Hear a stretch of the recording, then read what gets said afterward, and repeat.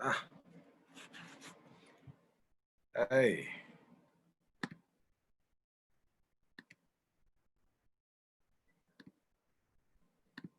Ah, hey.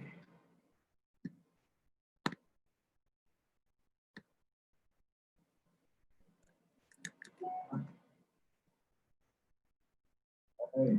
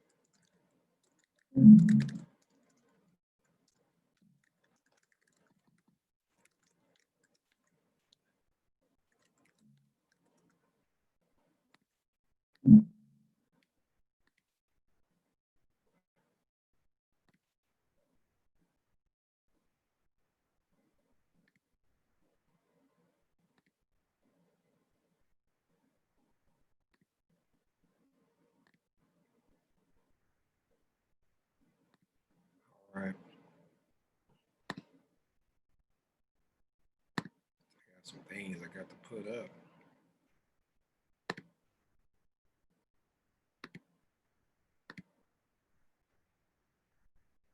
Ooh, that's what that is. So it's extra one set up already. AP selection. Let's get this going.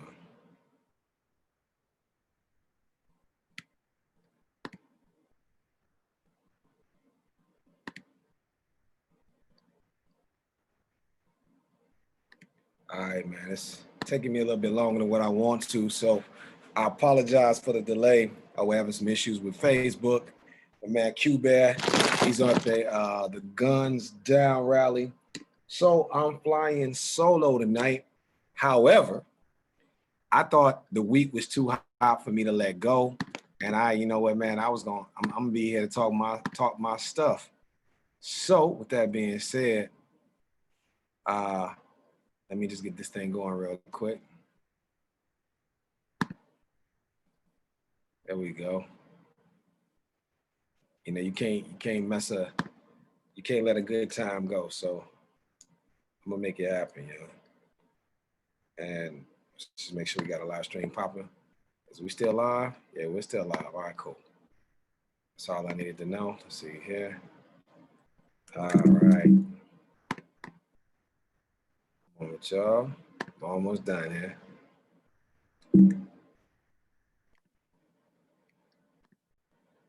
Once we get this going where we needed to go. Let's see here.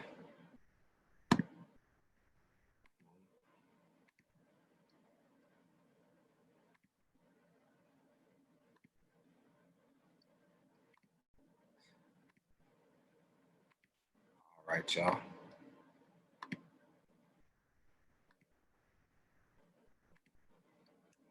We're almost there. All right. I'm almost ready for y'all. I mean, this is one of those days, man, where I gotta talk because I'm tired of talking. I gotta talk because I'm tired of talking. And I want to hear y'all feedback. So you'll be able to chime in on the chat up under the YouTube link right inside of Facebook. We want to make sure that you guys are still being able to communicate with us all. And chime in, man. You know, this is what this is all about. Whether it's culture, music, what have you. You know, I want you guys to understand this is what it's all about, man. So I think I got everything where I needed to be. And let me get started. Welcome to Four Opinions. They got me going solo tonight. Yes, me. They allowed the loudmouth of the show to go solo. And I'm so happy that they gave me this moment. like I've always said about this platform, I'm always excited about this platform. This platform gives us a chance to talk truth to power, to be able to say things that people typically don't get to hear. And, you know, like I said before, I want you guys to understand, man, because politics is one of my favorite sports. And when I have conversations with people who really don't understand politics and they get to talking that talk to me, you know, for me, man, I'm one of those people where I'm always thinking strategy, right? I'm a chess player, so I'm always thinking methodical. That's kind of like my hang up in life is I think methodically. I don't think in one move or two moves. I'm thinking three, four moves. And sometimes I'm thinking, you know, 6 to 10 moves, right? But you know, we've had some interesting 2 weeks, and I wish the ladies were on tonight because I planned on getting busy, man. With them, I brought receipts, and I'm not gonna pull those receipts today because I'm gonna wait till we're all together to pull the receipts. And the reason why I think it's important to pull receipts in an era and time like today is because when we have these conversations with each other about what's going on and what's wrong in our society, what we tend to do is we shame one side against the other when we should be working together. So I want to definitely start off with the WAP song because for me, Tiffany was so amped to talk about this. And I was like, yo, man, I don't really want to talk about it, but hey, if we're going to talk about it, let's talk about it. And for me, I'm just speaking as an African American male. One of the things that I've noticed recently a lot of is anytime that a man has done something wrong, and brothers, we got our faults, we got our things that we definitely need to work on and get our stuff together, right? Collectively, you know, some of it is our commitment to our families. Some of it is making sure that we got each other's back, as well as we got our women and children's back too, right? Like we got to own that. We got to understand as African American men, ADOS men, we have not always played the role that we're supposed to play. And part of it is our disposition, right? You can't knock our disposition. You know what I'm saying? For me, you know, it's our disposition is part of the reason why we're in this position we're in now, right? Like our disposition is a true issue, right? But you got to understand what we're coming from. We're dealing with the children sharecroppers. We're dealing with the children of Jim Crow. We're dealing with the children of mass incarceration, the children of transatlantic slave trade. We're dealing with so many different traumatic experiences on top of the nuances and experiences that we may experience on our own, not just the ones that are passed through our bloodline. So when I see a song like WAP and I see the celebration, I'm like, yo, okay, cool. It's a song, you know, like yo, it is, you know, it's called Wet Ass, you know, a Wet Ass Pussy, right? And I'm listening to it, and I'm like, yo, okay, cool. It's not my type of music, but then I'm hearing this empowerment piece, and I'm like listening, and if you win, you can either click on the chat on YouTube and talk. You can click on the chat inside of you know on Facebook, whatever it is, man. I'm monitoring this all by myself, so I will definitely get to your questions. I'm like, yo, I'm so sincere about this because I feel like part of the issues that we have as a people, and I talked about this on the show consistently, is accountability, and it shows up in our kids. That's why our children are always blaming other people because we have not taught them how to be accountable for their own particular mistakes or shortcomings. We blame everybody else for what's wrong with us. And so back to this song. So I'm watching all of these beautiful sisters, intelligent sisters, bright sisters, like taking some moment of power or strength over the song. And I'm like listening to the song, and you know what? I almost bought it, sort of. I almost bought it until I was reminded about Nelly's tip drill. Now, like I told you guys, I came with receipts, man. I came with receipts because for me, I wanted to make sure, you know, like when I was hearing for the past few years, misogyny, I was hearing, you know, these narcissistic black men, these toxic black men. And, you know, like, yo, Misogyny, that's what Tip Drill was full of, right? You know, all of these things that sisters were saying that they felt like brothers was like exploiting them sexually. And they were hot about it, right? And Nelly, he got kicked off of the campus of Spelman, a historical black college. He got kicked off. And bro got kicked off because they said, wait a minute, this music is degrading black women. I can't argue with that. I mean, I can't front. I liked the video. I mean, yo, I thought it was smooth when he slid that, you know, black card down the crack of the girl's ass, right? Until I was like sitting there watching it with my wife, and the look on her face, and then her looking at me while I'm watching this video, and I'm geeked. It's like 3 o'clock in the morning. It's BET Uncut. And she was like, yo, what the hell is wrong with you? And I said, what? She said, you don't see what this song is doing to black women? You don't see how degrading it is? I mean, what is he doing? Like, you know, he's sliding the credit card down the girl's ass. I mean, like, it's over the top, you know? And I put my higher elevation hat on, and I'm like, all right, I see your point. I mean, it must be ass because it ain't your face. That's tough. So they protested Nelly's Tip Drill. And I'm gonna tell y'all, man, it was funny to me to really hear about Nelly getting kicked off the campus, because I was like, yo, freedom of speech and blah, blah, blah, blah, blah. I was really like on my male ego thing.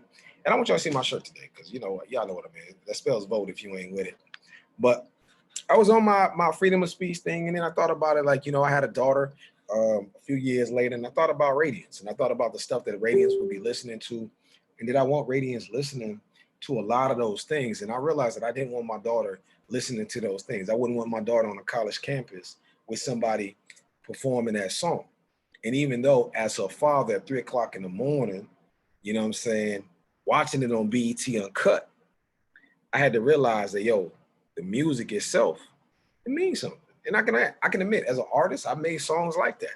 I probably made songs worse than that. Me and my guy Nighttime, yo, me, Nighttime, Kite Man, we probably made some songs worse than that, right? We're talking about in our teens, we're talking about in our 20s. But here I am in my 40s, and I look at it different. And I thought that we were going on a different trajectory in the world. Now, just to show y'all that today I came with receipts, because I didn't want nobody to think, you know, I was on some BS, right? Like I wanted y'all to see that, look at this, female student spurned Nelly over a Tip Drill video, right? And I want you guys to check this out, man. Hope you guys can see this, you know, because this was back in April 25th of 2004. Ironically, I believe the student that did this was from Houston, and the home of Meg Thee Stallion, the other sister who sung WAP, right? She said later that morning in March, Jenny saw a Nelly Tip Drill video for the first time. I couldn't believe it, she recalled. I just think of little girls watching it. The music video features dozens of women in thongs, bikinis, dancing around a swimming pool, in hot tubs, and a pool hall. One of the scenes includes a credit card swipe through a woman's buttocks. I told y'all that, right? Before that moment, Jennings had thought of Nelly more as a celebrity who had launched efforts to increase the number of African-American bone marrow donors, in part because of his sister suffering from leukemia. Now, let me fast track you. Nelly was going there to raise money for his sister. She said her friends tried to convince her to take the video for what it was, a way to make money, but just thinking about it made her cry. The Tip Drill video was shot in Atlanta, was released more than 6 months ago, and became popular on BET's Late Night Uncut show. That's where I saw it at, right? Now, I don't want to go too much into it, blah, blah, blah, because it's crude sex at that, you know what I'm saying, how explicit it was, right? And I'm not gonna deny it. Like, I'm not gonna say that we was wrong for cheering on Tip Drill and we were wrong for some of the other music, but we didn't know better. And I think when you know better, you have an obligation to do better. And when you're doing better, that doesn't mean you just do better. You influence other people around you to do better, especially in a day and age when everyone is talking about misogyny. In day and age when people are talking about sisters saying they don't want to be objectified. Yet I don't see us railing against Black women who decide to do a fans only page while they pop their vagina and do all kinds of other lewd things for dollars. That's quite hypocritical. It's quite hypocritical. And once again, when Nelly tip drill video got, not tip drill video, I'm sorry, when his song got through the protest, there was no Black men yelling, Black women hate Black men. It was, yo, we had a come to Jesus moment. Yo, bro, love the video, right? Because we love y'all, sisters. Like, we really do love y'all. Like, we love everything about y'all. And, you know, sometimes we love the lower self more so than what we should. However, when y'all say y'all hurt, we hear it. And for the most part, we try to change it. If it's, in my humble opinion, collectively reasonable. Now, in some instances, there are some pockets of people who complain about things that really we can't change. Like men addressing women and walking up to them saying that they want to take them out to, you know, out to eat or what have you. Some women have an issue with that. They have a way of men how brothers in general. It's not just the cat calling, or it's not just the, you know, those guys who make disrespectful remarks. I'm hearing some pockets of women being upset of men approaching women. And unfortunately for those women, there are larger pockets of women who are saying no, they want men to approach them. So let's fast forward to after Nelly tip drill video and the controversy of that. Because like I told y'all, I brought receipts today. And I was gonna hold off for Tiffany them, but you know what? I'm just gonna drop these receipts today because this is what it's about. You know, when we have these conversations and disagreements as a people, part of the problem that we have is we don't bring the receipts. We don't talk about the hypocrisy in our community. And typically when we do talk about the hypocrisy, it's typically from a white feminist lens. Now, I know what's coming out of some Black woman's mouth, but I'm telling you, it's a white feminist lens. And why do I know it's coming from a white feminist lens? Because it never talks about white supremacy. And I would tell you, a lot of the objectifying of Black men to Black women comes from the ethos of white supremacy and how Black women were seen on the plantation. And we have to change that. We have to change that. We have to see our sisters for what they are. And those who are queens, we got to treat them like queens. Those who are not queens, we still got to make sure that we get them to become queens, right? So we got to hold each other to a standard. But what's that standard, right? What is that standard? What is that collective standard that we're trying to hold people to? Because we can't keep saying that we are tired of misogyny, but every time your favorite relative is shaking her ass on video, you want to pass the video along. Well, every time your favorite basketball wife is on television talking nonsense, you want to promote the show. And that brings me to my next exhibit. Let's get to this, man. I said I was bringing receipts today. They left me out here by myself. I told them I was coming on, man. I told y'all at 7, I apologize, I was late. Facebook was tripping, couldn't figure out a way to get on, but I'm on now, man. And I'm gonna talk this blase until I'm done. I'm gonna keep talking this because for me, I feel like that's the problem with our community. Like we sit around and we let people just say and do anything possible when it comes to conversations about us, and we have to be the ones that control the narrative and the dialogue of what's going on. So with that being said, I want to show y'all this. My man Shawty Lo. Rest in peace to Shawty Lo, by the way, because he died after this. Rapper Shawty Lo's reality show canceled after uproar. This was in 2013, 7 years ago, right? 9 years after Nelly. Now this is important. This is really important because I want to show you. I want to show you the level of hypocrisy that's practiced. And before you find some milquetoast bootlicking Negro who always lie to women to tell them what they want to hear, I want to be honest from the bottom of my heart as a brother. The hypocrisy is real, y'all. What happens when you take a dad who has 11 children with, get this, 10 different women? You get a reality show, right? Well, almost. So it talks about how Shawty Lo was going to do this show and he was going to do it on the Oxygen Network. And, you know, The Oxygen Network received a petition with 40,000 signatures from furious viewers who believed the show was offensive, demanding it be pulled before it even hit the air. The show was quietly shelved. Why am I bringing that up? Why am I bringing it up, ladies and gentlemen? I'm bringing it up because for me, I find it ironic again. Shorty Low Show had to get canceled, but ain't nobody canceling Housewives of Atlanta. No, no, no, no, no. Ain't nobody canceling Housewives on the Potomac. No, no, no, no, no. Basketball-wise, have you seen that cancel? No. Man, I'm trying to figure out how come even in Hollywood, every movie that got a sister or television show that got a sister that's intelligent, beautiful, brown skin, you know, everything about us fine from her hair to her body type, man, just gorgeous. Lawyer, problem solver. But she's always some white man side chick. Ain't nobody protesting these shows. Ain't nobody protesting the shows on Bravo. They got the dude Andy sitting there instigating situations from sisters from months ago. Will you see women who are changing their facial features, their body types? Nobody's protesting those shows. And let me tell you, if you track the behavior of our people, since these shows start going on, the discourse amongst women has gotten worse. The discourse between men and women have gotten worse. The discourse between children and adults have gotten worse.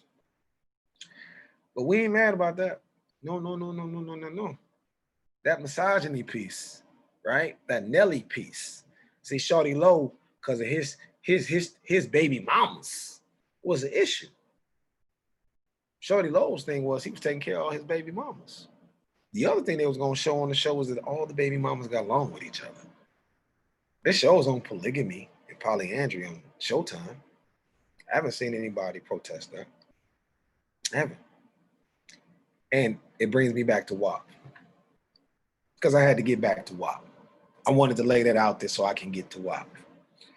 I have no issue with Sister Cardi B at making her money. I don't. I think everybody should get their bread. I think Meg Thee Stallion, I mean, you know, I'm like my brother Sinai, you know, I know they say they call them stallions in the South, but where I'm from, we call them Clydesdale. Now, Clydesdale is a show horse and it's more of a female horse. The stallion is a male horse. But hey, to each his own.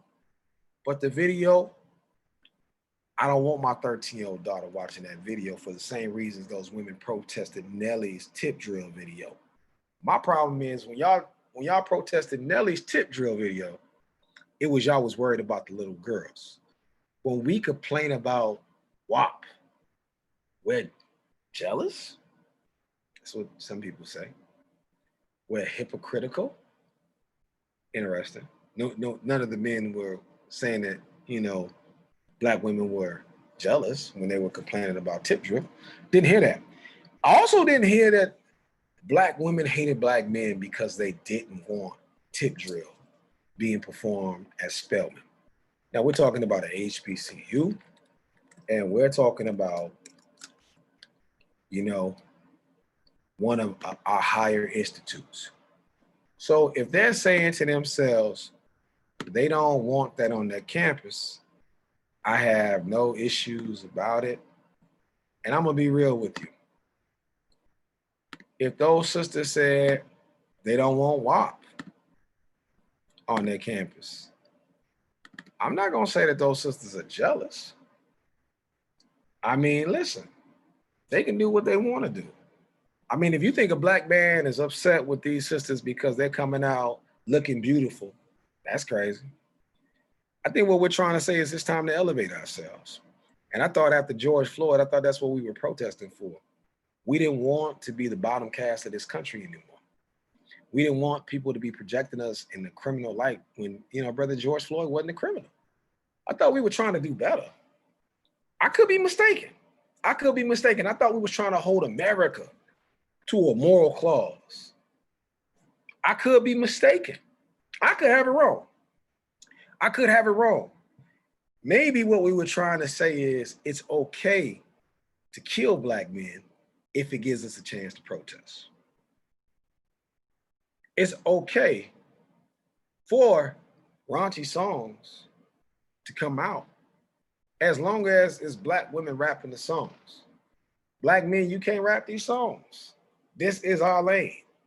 And if that's the conversation, let's have that conversation. But let's not have the manipulation piece of because you disagree with me, you hate black women. Think about that.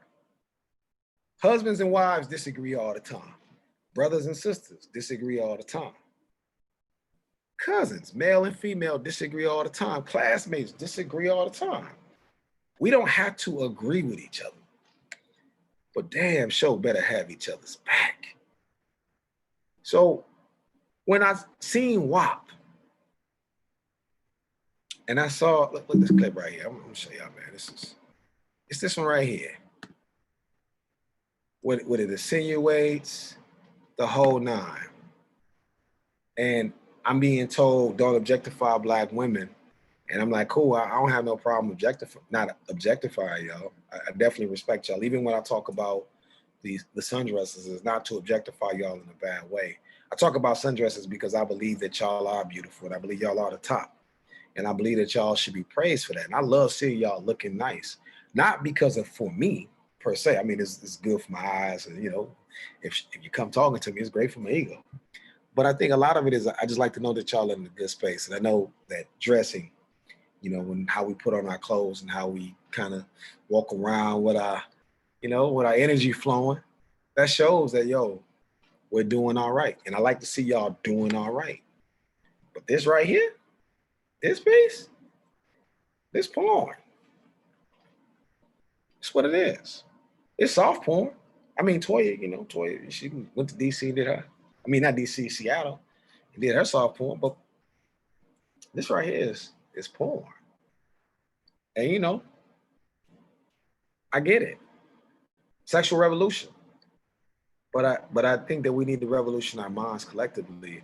And I don't believe that this is the type of things that we're trying to portray to our daughters. Now, once again, y'all can correct me if I'm wrong. And I told y'all I can talk, so I can do this all night long. You can definitely chime in. You can go into the chat. You can say whatever you want to say. But like I said before, I'm here for it because, like I said, you know, we're constantly at this place as a people where we're having these dialogues, and the dialogues aren't real. Like people aren't really having the conversations and being honest about what it is that we're seeing, right? So when we talk about WAP, when we talk about those things from this vantage point, my question to you is, what do we really want? Are we looking to be better as a people, or we don't give a shit? And if we don't give a shit, how about we say that versus keep on saying that it's a black male issue? I think we got a black people issue. And I think that black men have to make sure that we are doing a better job of supporting our women and letting you know that you do not have to objectify yourselves or allow outside groups or us objectify you for you to be successful. We want y'all to feel sexy. We want y'all to feel beautiful. And we want y'all to have a wet ass pussy. But that ain't the way, all right? Now moving forward, because man, let me tell y'all something. I've been catching hell. When I tell you I've been catching hell, I've been catching hell. You know, and it's all about my opinion about Kamala Harris. I want y'all to keep it funky with me, man. Because I really want to get into this and have this dialogue with people. And I want y'all to keep it funky, man. Y'all can certainly, like I said, chime in. Y'all can do whatever you feel. But I want to give y'all something, you know, to understand. I was catching hell because Kamala Harris was nominated as the VP, Vice President of the United States. Now, I told y'all, politics is my baby. And I love politics. And I love my people. But I'm going to be the first to tell you, I know we suffer when it comes to politics. I know that we love shiny things And everybody else knows this about us. Everyone knows this about us as a people. They know that we're not as political savvy as we should be, so they manipulate us for that. Now, once again, let me show y'all my shirt, what it says. It says vote. I want y'all to see that vote because I believe you should vote. But I also believe you should be a savvy voter. I don't believe you should give your vote away for nothing. That's just me. I believe you exchange your vote. Excuse me, it ain't COVID. Just a little dry throat. I think you exchange your vote for things that matter. But I don't believe that you just give your vote away for nothing. I believe when Kamala Harris, you know, when she came to the forefront, I'm gonna let y'all look at this, man.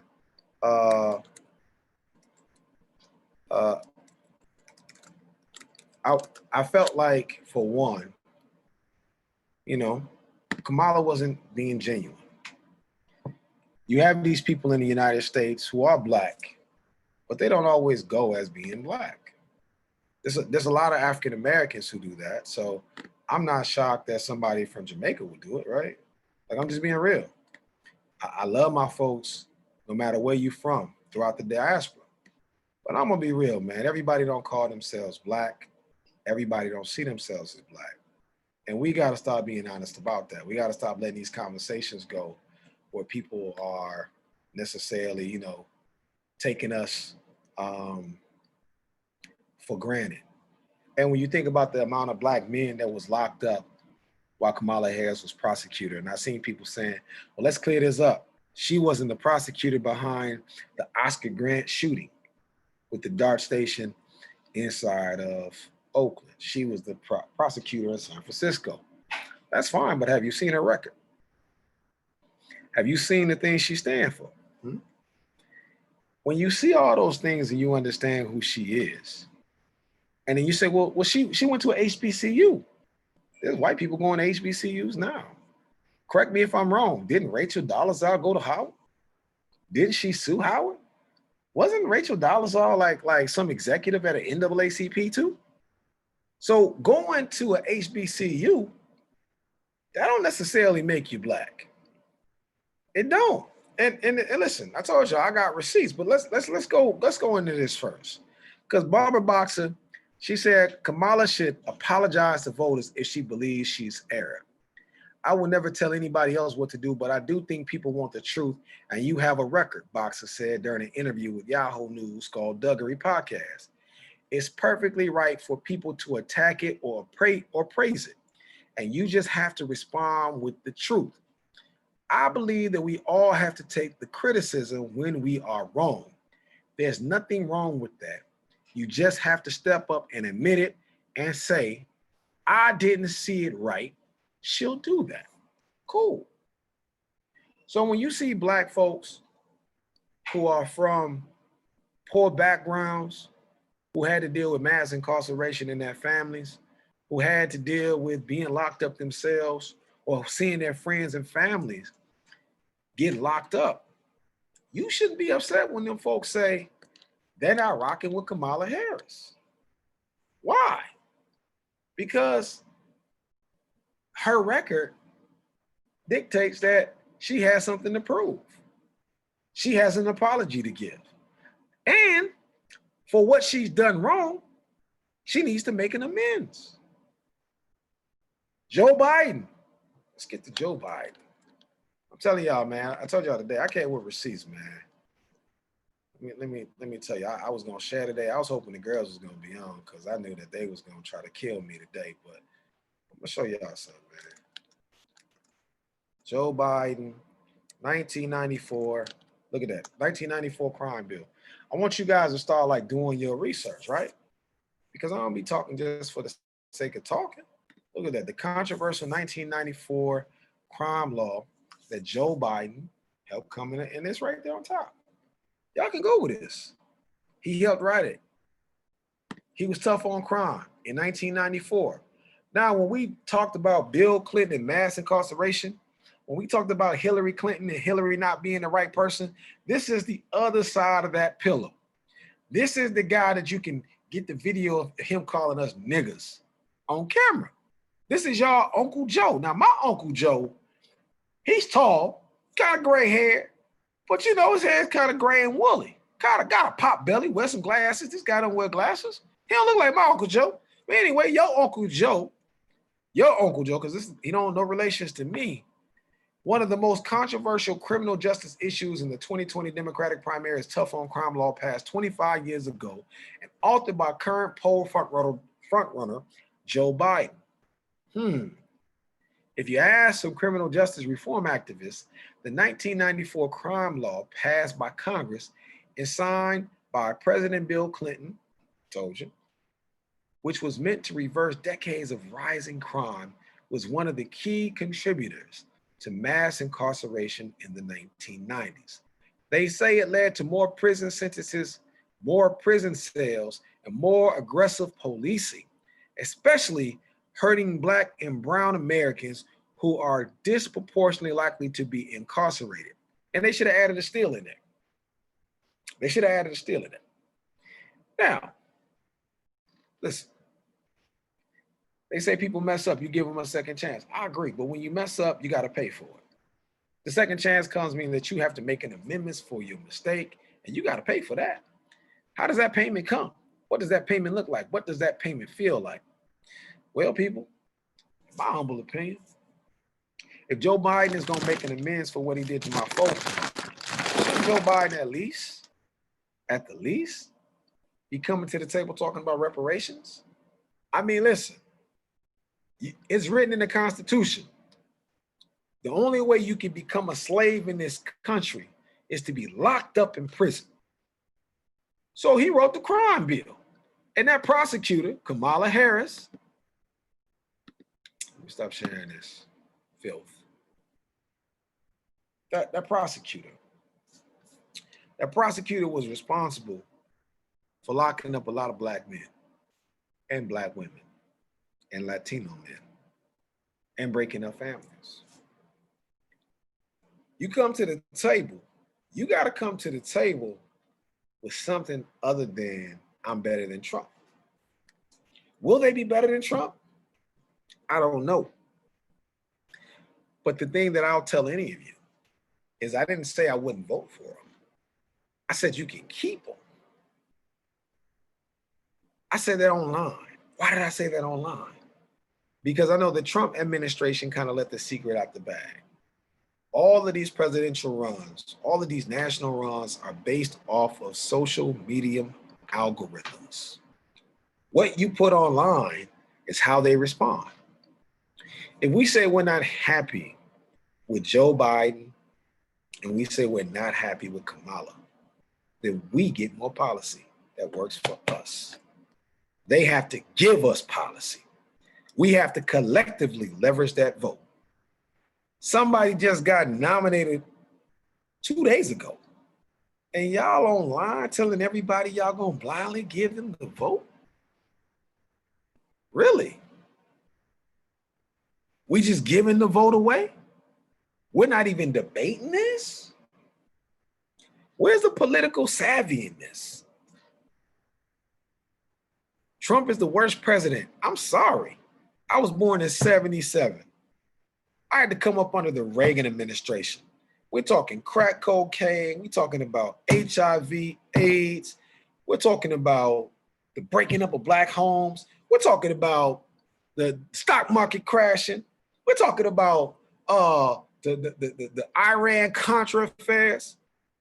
Bush Sr. continued that.